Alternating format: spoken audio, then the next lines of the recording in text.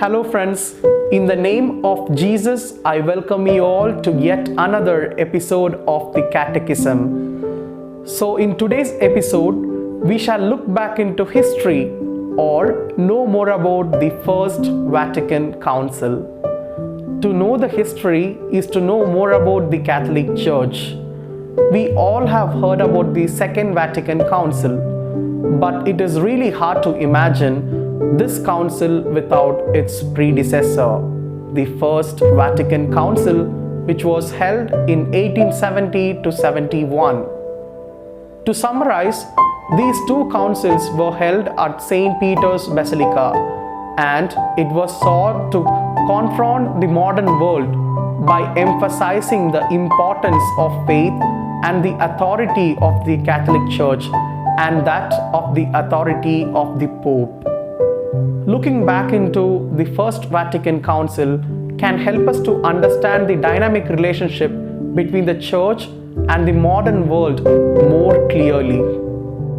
First Vatican Council was the 20th Ecumenical Council of the Roman Catholic Church, convoked by Pope Pius IX to deal with the contemporary problems. The Pope was referring to the rising influence of rationalism, liberalism, and materialism.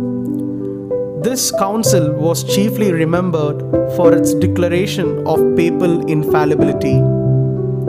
Of the approximately 1,050 bishops and others who were eligible to participate, only about 700 attended the formal opening on December 8, 1869.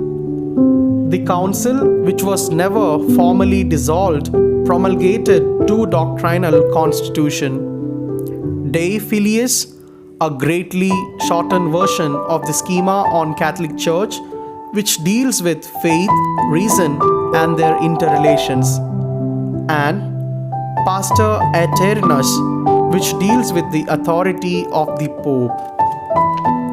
During the meeting of the Vatican Council I, several discussions, agreements, disagreements, and conclusions were made. Among them was the definition of papal infallibility. The group argued that all papal teachings were infallible and that all papal infallibility was the foundation of the Church's infallibility. The Constitution set forth the teaching of the Holy Catholic Apostolic Roman Church on God, revelation, and faith. The Vatican Council also experienced great opposition to the draft constitution on the nature of the Church. The statement on the Pope's authority was approved only after a long and heated debate, both preceding and during the Council. The decree states that the true successor of St. Peter has full and supreme power of jurisdiction over the whole Church, and that he has the right of free communication with the pastors of the whole Church and with their flocks, and that his primacy includes the supreme teaching power, to which Jesus Christ added the prerogative of papal infallibility, whereby the Pope is preserved free from error when he teaches definitively that a doctrine concerning faith or morals is to be believed by the whole Church. After the discussion on infallibility, the Council Fathers were permitted to leave Rome for a few months.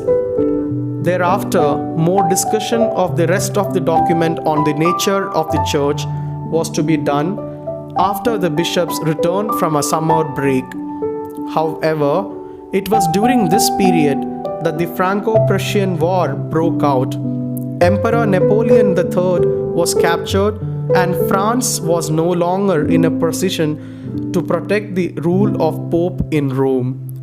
On 20th September 1870, the Kingdom of Italy captured and occupied Rome. On 20th October 1870, the Vatican Council first was indefinitely suspended by Pope Pius IX. During the suspension, the Vatican Council I had completed only a small section of the work it had planned for. The council never resumed, and it was closed formally in 1960 before the formation of the Second Vatican Council.